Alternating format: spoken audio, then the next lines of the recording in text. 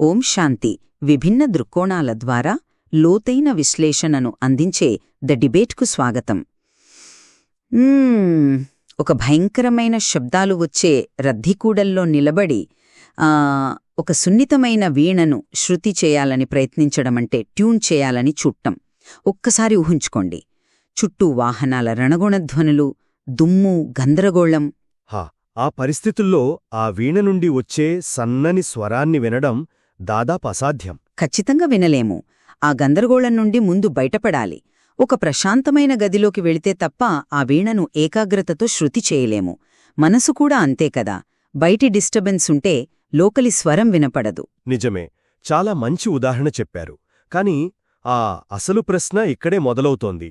ఆ ప్రశాంతమైన గదిలోకి వెళ్ళిపోయి బయటి ప్రపంచంతో సంబంధం లేకుండా అక్కడే ఉండిపోవడమే ఆ వీణ లక్ష్యమా, లేక అక్కడ శృతి చేసుకున్న తర్వాత తిరిగి అదే గందరగోళం మధ్యకు వచ్చి తన సంగీతం ద్వారా ఆ వాతావరణాన్ని మార్చేయడం దాని అంతిమ లక్ష్యమా?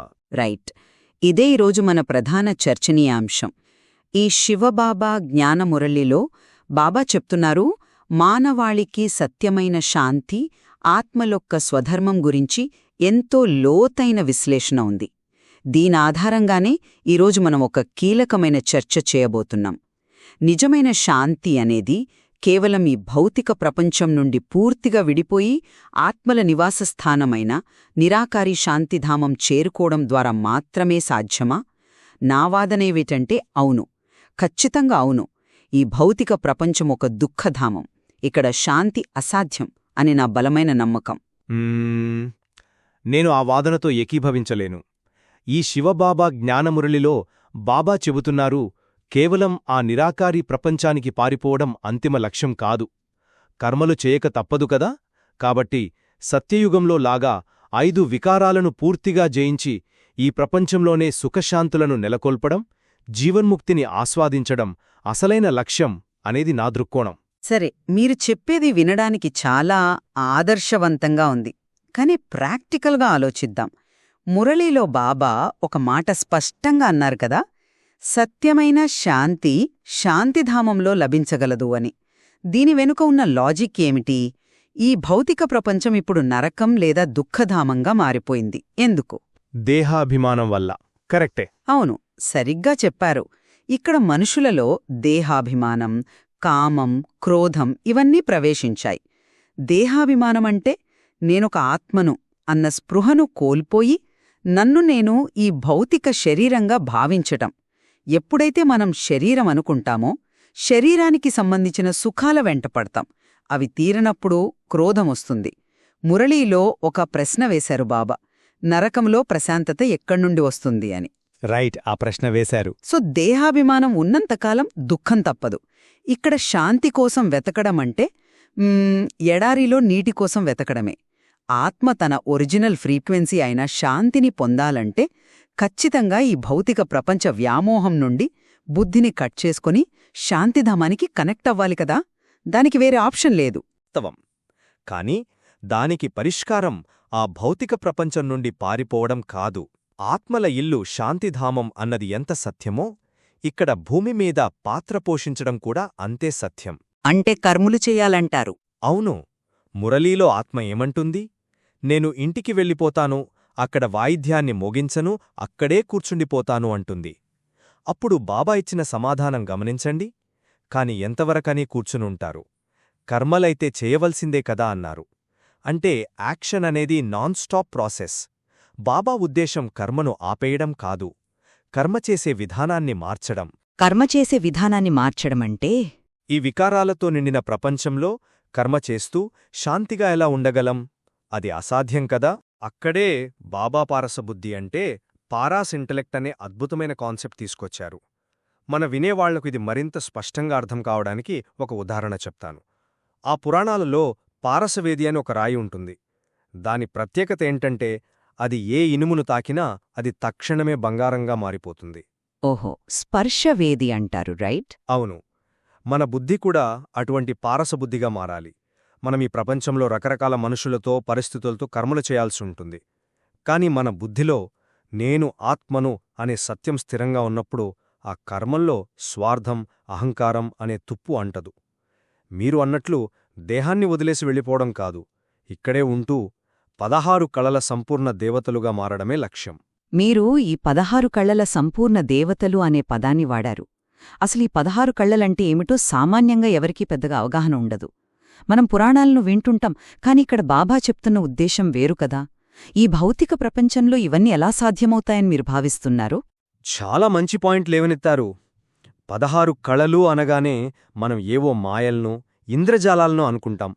కాని ఇక్కడ కళ అంటే ఒక డిగ్రీ ఆఫ్ పర్ఫెక్షన్. చంద్రుణ్ణి తీసుకుందాం. అమావాస్యనాడు అసలు కనిపించడు, కాని రోజురోజుకు పెరుగుతూ పౌర్ణమి నాటికి ఎలా అయితే 100% సంపూర్ణంగా ప్రకాశిస్తాడో దాన్ని 16 కళలు అంటారు. అంటే ఆత్మ యొక్క స్వచ్ఛత అన్నమాట. ఖచ్చితంగా. ఆత్మ కూడా పవిత్రత, శాంతి, ప్రేమ లాంటి గుణాలతో 100% ఛార్జ్ అయి ఉన్నప్పుడు దాన్ని 16 కళా సంపూర్ణ స్థితి అంటారు. ఇది ఎక్కడో ఆకాశంలో కూర్చుంటే రాదు కదా. ఈ భౌతిక ప్రపంచంలో కోపాన్ని ప్రేమగా మార్చినప్పుడు మాత్రమే ఈ కళలు వృద్ధి చెందుతాయి. అంటే కర్మలు చేస్తూనే పర్ఫెక్ట్ అవుతాము. ఈ వాదన వినడానికి చాలా బాగుంది, కాని సంపద మరియు భౌతిక ఆకర్షణల దగ్గరకొచ్చేసరికి ఈ పారసబుద్ధి, ఈ 16 కళలు అన్నీ ఫెయిల్ అవుతాయి. ఇది నా గట్టి నమ్మకం. అందుకే బాబా మురళిలో సంపన్నుల గురించి, అంటే షావుకారుల గురించి ఒక చాలా లోతైన పాయింట్ చెప్పారు. ఏమని? సంపద మాయా అనా? అవును. బాబా స్పష్టంగా చెప్పారు, ఎవరైనా లక్షాధికారులుగా ఉన్నంత మాత్రాన వారు సుఖముగా ఉన్నారని అనుకోకండి. అదంతా మాయా, ఆర్భాటము అని. ఎందుకలా ఉన్నారు? ఎందుకంటే సంపద పెరిగే కొద్దీ దేహాభిమానం పెరుగుతోంది. నా బ్యాంక్ బ్యాలెన్సు, నా హోదా, ఇవన్నీ మనిషిని బానిసను చేస్తాయి. ఈ ధనము, వస్తువులన్నీ మట్టిలో కలిసిపోనున్నాయి అని గుర్తుచేశారు. అది అక్షరాల నిజం. మరి అలాంటప్పుడు రేపు ఉదయం నాశనమైపోయే వాటిమీద మనసు పెట్టుకుని కర్మలు చేస్తూ నేను పారసబుద్ధితో ఉన్నాను అని మనకు మనం అబద్ధం చెప్పుకోవడమెందుకు? అసలా వ్యామోహమే లేకుండా పూర్తిగా వైరాగ్యంతో మనసును శాంతిధామం మీద పెట్టుకోవడమే కదా అత్యంత సురక్షితమైన మార్గం. మీరు సంపద గురించి లేవనెత్తిన పాయింట్ మురళిలోని ఒక పచ్చి వాస్తవాన్ని సూచిస్తోంది. భౌతిక సంపదలు మాయా, ఆర్భాటమే. అయితే ఇక్కడ అసలు సమస్య సంపద కాదు. నేను మళ్లీ నొక్కి చెబుతున్నాను, సమస్య సంపదలో లేదు. ఆ సంపద పట్ల ఉన్న నాది అనే భావనలో ఉంది, అటాచ్మెంట్లో ఉంది. అంటే సంపద ఉండొచ్చు కాని మోహం ఉండకూడదు అంటారు. ఎగ్జాక్ట్లీ. వింటున్న వాళ్లకి ఒక డౌట్ రావచ్చు, ఆస్తులు అన్నీ వదిలేసి అడవులకు వెళ్ళిపోవాలా అని. బాబా మురళిలో ఎక్కడా సన్యాసుల్లాగా అడవులకు వెళ్లమని చెప్పలేదు. మురళి చివర్లో ఉన్న వరదానాన్ని గమనించండి. సర్వసమర్పణ లేక ట్రస్టీ భవ అని చెప్పారు. ఈ ట్రస్టీ కాన్సెప్ట్ అర్థమైతే సంపద మధ్యలో ఉన్నా ప్రశాంతంగా ఉండొచ్చు. ట్రస్టీ అంటే మన దగ్గర అన్నీ ఉన్నా వాటిపై యాజమాన్య హక్కు, మోహం లేనివాడు అని కదా మీ ఉద్దేశం? కాని అది ఆచరణలో ఎంతవరకు సాధ్యమంటారో? సొంత కష్టంతో సంపాదించిన దానిపై మమకారం లేకుండా మనుషులు ఎలా ఉండగలరు? సాధ్యమే. దీనొక చిన్న నిత్యజీవిత ఉదాహరణతో వివరిస్తాను. మనమొక అద్దె ఇంట్లో ఉన్నామనుకోండి. ఆ ఇంటి గోడకు చిన్న పగులు వచ్చినా మనం దాన్ని రిపేర్ చేయిస్తాం, కాని లోపల నుండి విపరీతంగా బాధపడిపోము. ఎందుకంటే ఇది నా ఇల్లు కాదు అనే క్లారిటీ ఉంటుంది. అదే కోట్లు పెట్టి కట్టుకున్న సొంత ఇల్లు అనుకోండి. చిన్న గీత పడినా తల్లడిల్లిపోతారు, రాత్రికి నిద్ర పట్టదు. అవును కదా. ఇల్లు 2 చోట్లా ఒకటే, డ్యామేజ్ ఒకటే. కాని ఒక దగ్గర దుఃఖముంది, మరో దగ్గర లేదు. కారణం ఆ నాది అనే దేహాభిమానం. అంటే సంపదను, ఈ శరీరాన్ని కూడా ఒక అద్దె ఇల్లులాగా భావించాలంటారు. ఖచ్చితంగా. ట్రస్టీగా వ్యవహరించడమంటే అదే. దేవుడు నాకు ఈ సంపదను, కుటుంబాన్ని చూసుకోడానికి నన్ను ఒక కేర్ టేకర్గా ఉంచాడు అనే భావన. ఆ భావన ఉన్నప్పుడు మీరు కోట్ల వ్యాపారం చేస్తున్నా దుఃఖం రాదు. కాబట్టి భౌతిక ప్రపంచంలో ఉంటూనే బంధనాల నుండి ముక్తులు కావడం సాధ్యమే. జీవన్ముక్తి అంటే శరీరాన్ని వదిలిపెట్టడం కాదు, శరీరంలో ఉంటూనే స్వేచ్ఛగా జీవించడం. ఆ జీవన్ముక్తి అనే పదాన్ని మీరు చాలా అందంగా వివరించారు. ఈ అద్దె ఇల్లు ఉదాహరణ కూడా బాగుంది. కాని ఇదంతా వినడానికి ఒక సైకలాజికల్ ట్రిక్లాగా అనిపించడం లేదా? ఈ శివబాబా జ్ఞాన మురళిలో బాబా చెబుతున్నారు, డ్రామా జ్ఞానం అంటే ఈ సృష్టి చక్రాన్ని ఒక నాటకంగా చూడాలని. ఈ కోణం నుండి చూస్తే నా వాదన మరింత బలపడుతుంది. ఎలాగంటారు? బాబా ఏమంటారు? నేను 84 జన్మలను పూర్తి చేశానని ఆత్మ అంటుంది. నాటకము పూర్తవుతుంది, ఇప్పుడు తిరిగి ఇంటికి వెళ్ళాలి అని. ఈ సృష్టి అనేది 5000 ఏళ్ల ఒక నాటకం కదా. ఇప్పుడు మనం కలియుగ అంతిమంలో ఉన్నాము. ప్రతిదీ వినాశన ముంగిట ఉంది. మీరు ఎంత ట్రస్టీగా ఉన్నా చుట్టూ ఉన్న ప్రపంచం అల్లకల్లోలంగా ఉన్నప్పుడు ఆ ప్రభావం పడుతుంది. పడుతుంది. కానీ ఒక్క నిమిషం నన్ను పూర్తి చేయనివ్వండి. ముక్తి, జీవన్ముక్తులు కేవలం బీజరూపుడైన ఆ తండ్రి వద్దే ఉన్నాయి. ఒక నాటకం ముగింపు దశకు చేరుకున్నప్పుడు అందులో నటించిన నటుల పరిస్థితి ఎలా ఉంటుంది? వారు బాగా అలసిపోయి ఉంటారు. ఇక వేదిక మీద ఒక్క క్షణం కూడా ఉండాలని అనుకోరు. ఆ ఇంటికి వెళ్లే ప్రయాణమే ఈ స్మృతియాత్ర. ఆ నిరాకారి తండ్రిపై దృష్టి పెట్టడం ద్వారా వచ్చే శాంతితో మీరు ఎంత ట్రస్టీగా వ్యవహరించినా వచ్చే శాంతి సరితూగదు. ఇది చాలా ఆకర్షణీయమైన వాదన. ఒక నాటకం పూర్తయ్యాక ఇంటికి వెళ్లాలన్నది అత్యంత సహజమైన కోరిక. ఆత్మ అలిసిపోయింది, దానికి విశ్రాంతి కావాలి అన్నది వాస్తవమే. అయితే నాటకం ముగింపులో నటులు మేకప్ తీసేసి వెళ్ళిపోడానికి ముందు ఆఖరి అంకమొకటుంటుంది కదా, ఫైనల్ యాక్ట్. అది అత్యంత అద్భుతంగా పండించాలి కదా. అంటే మీకు ఇంకా ఈ స్టేజ్ మీదే ఉండాలని ఉందన్నమాట. అలా కాదు. మీరు ఈ విషయాన్ని గమనించారా? బాబా మురళీలో ఒక ప్రత్యేకమైన విషయాన్ని ప్రస్తావించారు. ఈ జ్ఞానము కేవలం బ్రాహ్మణులైన మీకు మాత్రమే ఉంది, దీని ద్వారా మీరు జీవన్ముక్తులవుతారు అని. రావణుడు మనకు జీవన బంధనాన్ని ఇస్తే బాబా జీవన్ముక్తి వారసత్వాన్ని ఇస్తారు. ఈ జీవన్ముక్తి అనేది కేవలం మరణం తర్వాత వచ్చే మోక్షం కాదు. ఇది ఈ సంగమయుగంలోనే ప్రాక్టికల్గా అనుభవించాల్సిన స్థితి. ప్రాక్టికల్గా అనుభవించడమంటే? ఈ వినాశనం ముంగిట ఉన్న ప్రపంచంలో జీవనముక్తిని ఎలా ప్రాక్టీస్ చేస్తాం? అందుకే బాబా ఒక అద్భుతమైన మార్గనిర్దేశం చేశారు. మహానులుగా అయ్యేందుకు మధురత మరియు నమ్రత గుణాలను ధారణ చెయ్యండి అని సూచించారు. మనసులోని చేదుతనం సమాప్తమైపోవాలని, క్రోధాగ్ని శీతలమైపోవాలని చెప్పారు. బాబ్దాదా తమ పిల్లలను శీతల దేవతలుగా తయారు చేయాలని అనుకుంటున్నారు. శీతల దేవతలు చాలా మంచి పదమిది. అవును, శీతల దేవతలు అంటే ఎవరంటే ఈ మండుతున్న ప్రపంచంలో ఉంటూ కూడా వాటన్నింటికీ అతీతంగా తమ మాటల ద్వారా ఎదుటివారికి చల్లదనాన్ని ఇచ్చేవారు.